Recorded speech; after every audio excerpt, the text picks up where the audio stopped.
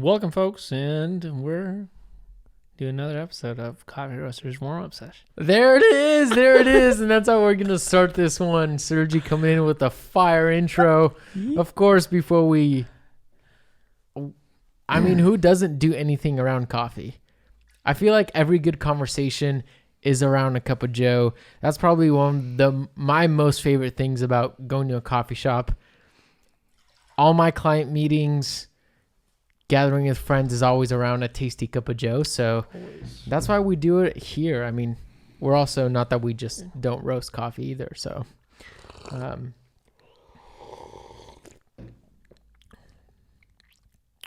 man, I feel like I never nailed the grind size, dude. I'll tell you what, it does not taste floral. So you can't dig it. You always say that I always pick up a floral or a perfume. You're always perfume. Like, oh, there's something perfume in here. No. I don't know what to think about this. Seems like dude, we changed water. That's right. That's what it is. We used a different water. Yes, that's it. Boom. That's it. I'm like, dude, the texture is so different. It's not the same. It's crazy how different what that was. Wow. That's crazy. What are we brewing up today? Oh, dude, the good stuff. Sulawesi, a coffee from Sulawesi. Man, I forgot the region. Do you remember the region? Something like that. Is it Besa or Desa? Gosh, I forgot the region. But it's in Sulawesi, Indonesia, which is an island. I want to say, because it's a string of islands, so Sumatra being kind of the most northern western island, it's more on the east, like east of Bali, east of Central Java, I believe. But yeah, I've never been to Sulawesi. That's one of the places I wanted to go, Sulawesi and Flores. Dude, Flores is like one of my dream places to go. Dude, actually, this tastes very different than before, and it's not bad.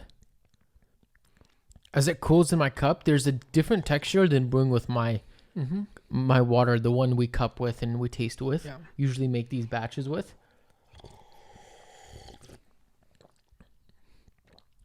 There's a little bit of like honey. Is that what you're picking up? Green tea? Yeah, there's something different. You know, this coffee is actually very intriguing because when we cup this on the table, and I know what that is. The very exciting thing about this coffee is that it's just so in line with, if you've been listening to the podcast, you know Indonesia plays such a big role for us. And so we cupped a table full of these Indonesian coffees, all just wonderful coffees that I'm like, whoa, this is coming out of Indo. This is pretty tasty. Yeah. And this Sulawesi was just like when I cupped it, I'm like, this isn't like my like an Ethiopian, or something wild bonkers like that, but it had a flavor profile that it's been a while since I've tasted something so intricate and so just unique. And complex while having this beautiful mouth texture. Like, I don't know what it is, but it was a coffee that I'm like, even before we even knew about that some of the other coffees were sold out, I was like, if we could get our hands on this, I'm actually pretty happy with this. Yeah, because we've been cupping coffees, Indonesian coffees, dude, ever since day one. Yeah, before we started. So how many, a lot of, Taylor sent us a lot of samples. Yeah. Troy sent us a lot of samples, and these coffees that came in, like, we'll get into Troy and all of our friends down the road in this podcast, but this specific cupping, those samples were sporadic. Like, it was literally, I think within a couple of weeks, Troy was like, oh, I have some goodies, I'll send you them your way. And that was it. Like, I don't think it was even something that was really on our radar. Just because of our focus, we've always wanted to make sure that we're cupping Indonesian coffees. Yeah. But I don't remember us even thinking like, oh, we're going to buy Indonesian coffee right now. Yeah. It wasn't even part of the plan. Yeah. It was just kind of like, let's see what happens. And as a little teaser, if you're like, man, what are you guys talking about? this coffee is finally going live in the next couple of days. You're probably listening to this and it's probably potentially might have already gone live, or it will in the next couple of days. And we're so excited to be launching this. It's been such an exciting coffee, such a fun coffee to roast and figure out and taste and cup through. So we're just so pumped about sharing this with you guys. Like, honestly, this is just so tasty. I'm so pleased with this coffee. And it's unfortunate we literally do not have very much of it left. We just got the bare left. There was already not that much left to start with. And then we got like a small piece of the pie, and we're, we literally asked them, like, whatever you have, all of it, like all of it, just send it our way. Yeah, for sure. That being said, you received some really awesome news. Yes. So Troy today sent me a message on WhatsApp and is like, the borders are open. Indonesia is welcoming people in. That's bonkers, because if you just listen to a couple of weeks back, literally a couple episodes back, and we're like, I don't know if this is going to happen this year. Yeah. It was all up in the air because no one knew, how the COVID situation would unfold. And then all of a sudden, out of the blue, I get this message. And I was just like, ran to Deja right away. I'm like, dude, the borders are open. It's so exciting. It felt like Christmas all of a sudden. Yeah, that's pretty wild. Pumped. Since when have you been using WhatsApp? I don't. I only use it for coffee. I have 3 coffee producers. I don't think even Taylor's on there. I have Ben from what's it called? Gold Mountain. Yeah, and then Brett and Troy. That's it. Oh, dude, that's great. I'm like, I heard that and I'm like, wait a second. Since when was this a thing for you? Yeah. That's crazy. But yeah, we're super stoked, and I'm like, I'm almost flustered at the news because I'm like, well, now I have to change things over. Yeah, plan all over again. Yeah. But harvest in Indo starts from June to August. So we kind of want to go during that season. And Indonesia has been this. I mean, if you've been around the podcast, if you've been around the Mir Instagram, which follow us all over social media, we're pretty much almost everywhere trying to be, even on TikTok. Yeah. So yeah, that Indonesia has been just such a powerful, big origin part. It's been an origin part of our origin of story. Mir, but it goes even before Mir. Yeah. And that's actually some stuff that we kind of wanted to unpack today because of this exciting news. I heard that and I'm like, we should talk about this, Yeah. I think even before we started working on Mir, that's one of the things like I would always bring up is Taylor, right? And because Taylor and I go way back, like our kind of intro into coffee and the reason we started doing coffee like as a profession, as a career, was because we were inspired by coffee producers, farmers, just your average folks who are just growing coffee in their backyard, roasting it on their pan. Those people inspired us to go into coffee professionally because we saw that we could actually help people like see their value through coffee, through growing it and all of that. So with that all developing, when I moved back, that's when I was like, dude, if we open this roasting company, I would love to take on this project. Yeah. And the project would be to basically working with Indonesian coffee farmers and seeing identity being like spoken into people through farming coffee, Yeah. And that kind of sparked where, the barista job that I had at a small cafe just went out of business. And I was like, we've been talking about this. And I'm like, how much longer can we just keep talking about it? Mm-hmm. If there's ever a time, it's now. And if we fail, that's fine. But I just want to live the rest of my life knowing, hey, I tried and it didn't work out. Yeah. That's it, And with, in those moments of like kicking off Mir, we were thinking about the name, which is probably harder than running the business itself. Just kidding.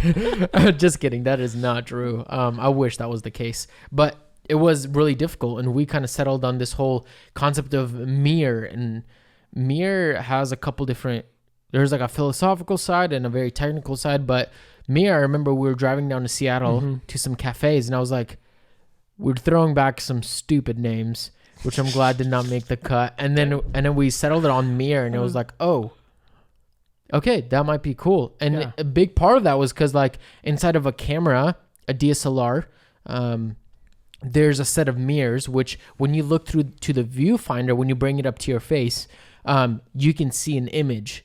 And that image is coming because there's a lot of light coming through the lens and then bouncing off a bunch of mirrors and reflecting it through your viewfinder. And I'm like, wait, we both have a creative background. And I'm like, there's something here. Yeah.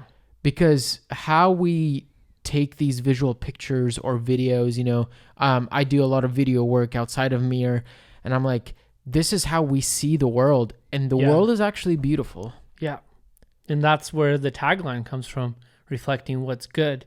And I think for me, it's also, there's, like you said, there's two parts to it. It's the philosophical part of reflection. Like, one, just reflecting the goodness in humanity. We're bombarded with just negativity, bad stuff, and not to undermine the fact that there's bad stuff going on in the world. Yeah, there really is. Yeah, you know, but it's the stuff that you see, that you focus on, becomes what you reflect. You know what I mean? So if we can see the good, and especially through storytelling, through your video work, through all of that awesomeness, like you're reflecting good stories and amazing stories of people's lives. Everything. Like I love all your work. I mean, from back in the day, even, it was just like that passion. I remember some of your vlogs. You know what I mean? It was that reflection of good stuff in the world. And I think with the philosophy and the practicality of what we like to do, one, professionally and as a hobby, I think coffee plays a big role in that. Yeah, and that kind of sparks some ideas of like, how can we use storytelling and what we see in coffee and just simply just hold up a mirror and say, take a look at this, because there's something beautiful here. And for coffee, that's like, you know, picking up the mirror and reflecting like, man, this is a tasty coffee here. Yeah. And we get to enjoy it, and we want you to enjoy it. And just reflecting that towards people. Or the flip side is literally going to Origin and shooting videos and taking these photos, portraits, whatever it is, and visualize, like creating a story and sharing that with people and saying, hey, the coffee you're drinking right now, the cappuccino you're drinking right now, literally came from this person's farm, from this person's backyard. And being able to show that is I don't know, I'm passionate about it. I think it just builds this bridge. Where recently our buddy Dandy Ward, he just came back from Guatemala. He's also a very talented photographer. Just amazing. And he just came back from Guatemala, and one of the biggest things that stood out to me was on social media. He said, after seeing what the farmers were doing and the work that they were putting in, I started to look at my morning coffee differently. And I'm like, that's it right there. Yeah.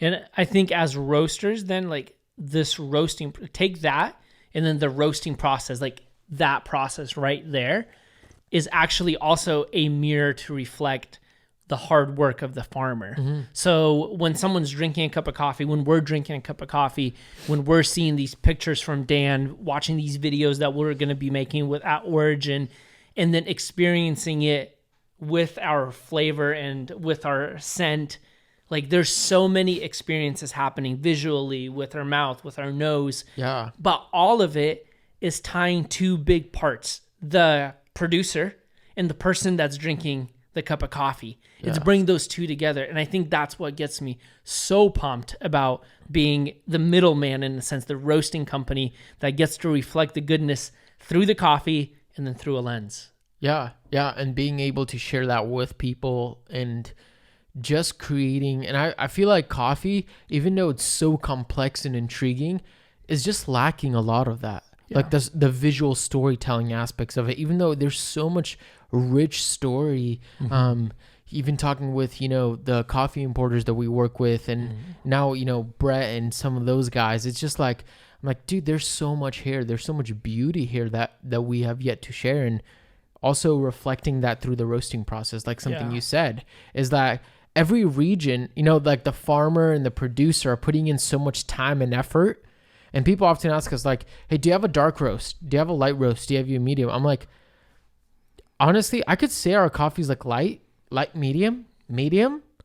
But really, at the end of the day, what it is like us tasting a coffee and saying, no, there's more in this coffee. Yes. How can we tweak the roast profile to show that or to reflect that to whoever's drinking it, so that when you drink this, you're like, man, I'm tasting Guatemala. Yeah. And that's like when we had this Sulawesi. Yeah. When that arrived first to our to the roastery, I was like, I feel like a piece of Indo just arrived, and that got me so riled up. Yeah. If you ask anyone who's into coffee, ask him, what's the first thing that comes to your mind when you think of Indonesian coffee? And most people think wet hold, right? Earthy, tobacco-y. Like, think of those flavors that most people will frown upon. There's that niche group of people that are like, oh, I love a tobacco-y, earthy coffee, which is great. But most people have this connotation that it's not something they really enjoy. For me, I had this Brewers Cup competition in Jacksonville, and people laughed at me when I said I was going to compete with a West Java coffee, with an Indonesian coffee. And the reason I chose that is I knew the flavor profile was like cloves, citrus. Wasn't your fantastic flavor profile, but the richness of the story, that was it. That was it for me, and I knew that was going to be it for the judges. So with all of that in mind, it's like when we picked up and cupped this coffee, we knew this is something we wanted others to experience. We want people to drink this coffee and be like, this is Indo? Yeah. Like, this isn't tobacco-y. Like, you know what I mean? This is a whole different flavor profile. And I think that ties into the big picture of Brett. Totally. Troy. And I was going to say, Indo, like, what's so special about Indo? There's a lot of producing origin countries. Mm-hmm. And to this day, we have not had an Indonesian coffee on our menu. We've had a lot of really tasty, amazing coffees that we're happy to have had the opportunity to serve and roast. But what's special about Indo? First off, Taylor. Everybody's heard about Taylor a lot.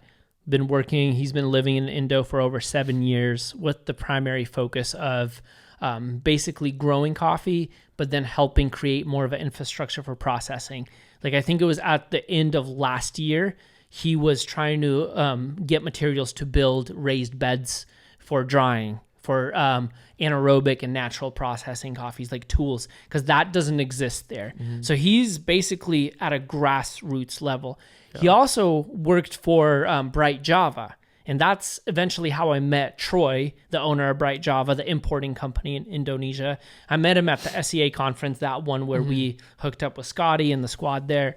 And Troy has been importing coffee for many years. And we've been talking about this idea of bringing coffee with his importing company to Mir, but nothing has worked. Yeah. Then with this last cupping, this Sulawesi, when it was on the table, I thought it was Troy's coffee. And Troy's like, actually, this is Brett's coffee. And this is where Brett comes into the picture. And we started to get to know him through Troy and talking about his work and the sustainability that he's creating with farmers and producing and processing coffees with these new experimental processing methods. So, but you want to pull that thing up? You want to read that? Yeah, I loved what... working with Brett and just getting to know him, whether that's through, I've been exchanging some emails with him. You've been, chatting with him a little bit and just hearing some of the things that he has had to say about his coffee and the work that he's doing in Indo is just spectacular, and I just wanted to read a little snippet off his website, which I'm super pumped about. He said that throughout COVID-19, COVID-19 severely impacted the coffee industry this year. We lowered our purchase and sale prices along with every other producer we were aware of. It was an unfortunate reality, but we were glad to remain by far the highest price in the region and keep purchasing when other traders no longer would. That's just phenomenal. Yeah. So much resilience, so much persistence and growth in that. And then I love this line. And this, when you first sent me this is what really stood out to us really deeply. This line where it says, we pay more and we pay faster, but it's not charity. It's Yeah. adding value and returning that value to the very top of the supply chain. Yep.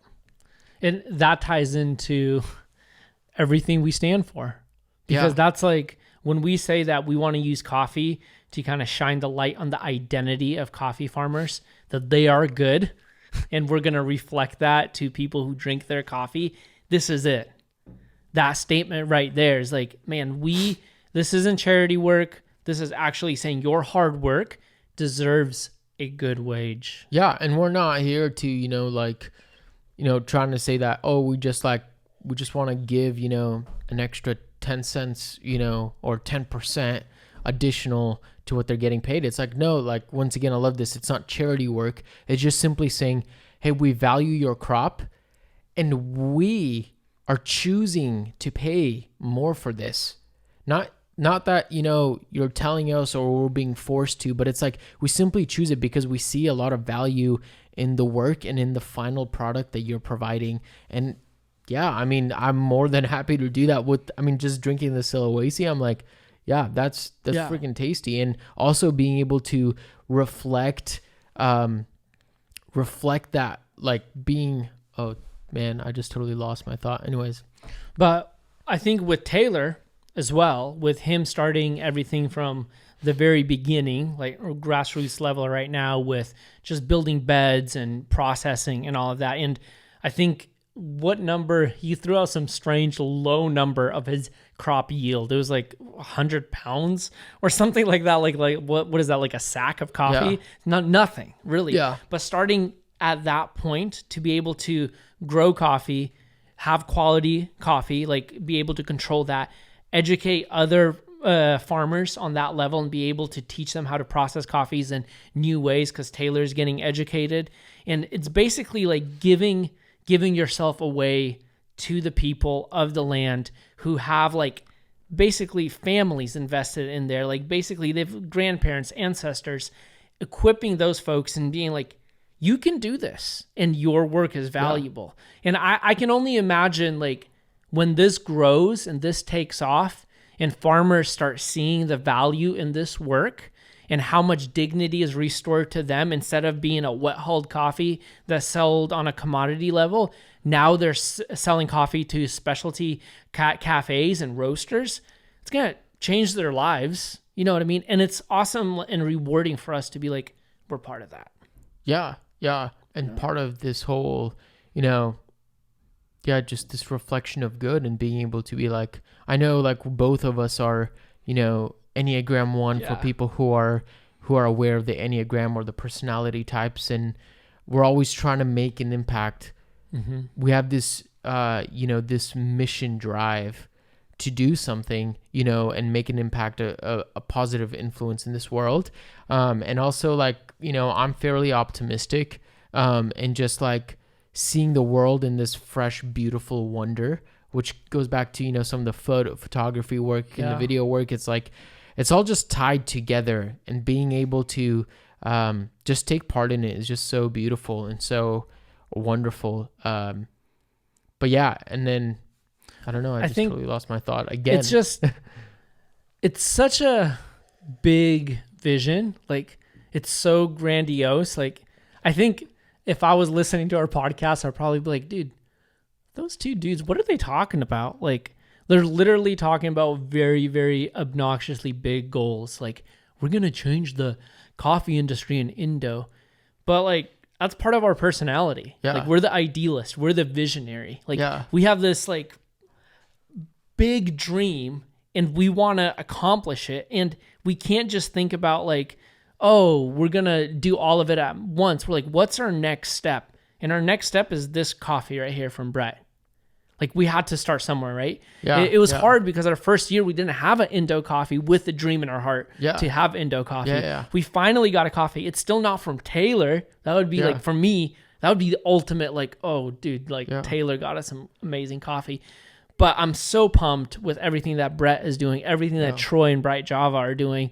Like this is it. And like drinking this. Yeah. And being able to share that with the world, like being able to share that in the States, like I don't see Indo coffee already.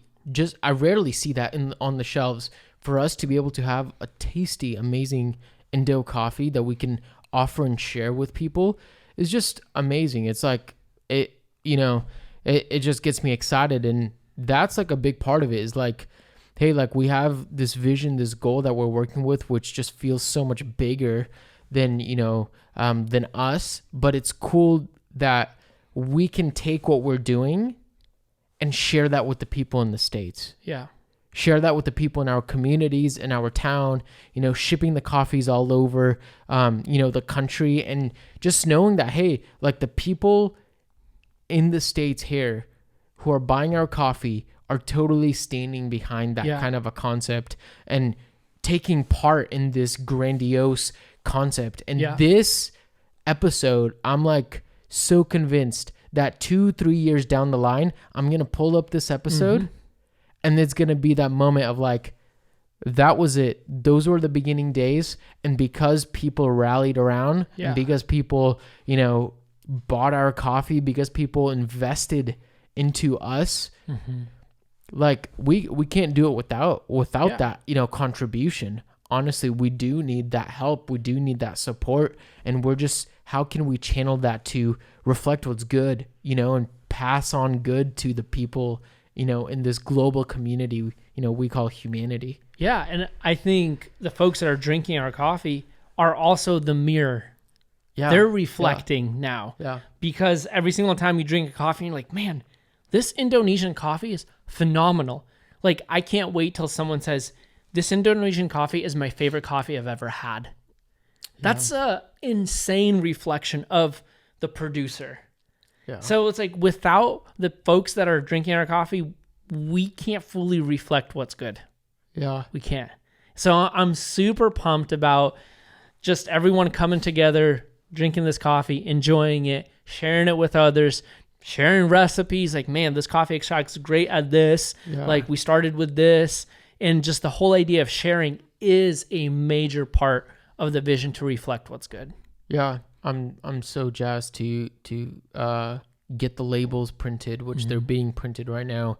Get this coffee out into the world and sharing it. We don't have a lot of it, like we said, but when are we buying tickets? Soon. Actually, looked at some dates. August looks good for me. I don't have any photo or weddings booked, so I have to look at it. A couple, but we can finagle that. Yeah. Yeah, we'll see. Incredible. Dude, I'm so stoked. I'm so jazzed.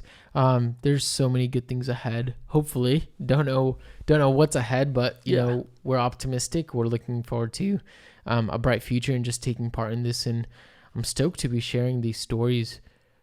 One last thing, like I just remembered, and I have to say it. Brett said when we asked him, like, hey, can you give us some names of where this coffee is coming from? And he's like, there is no one single name.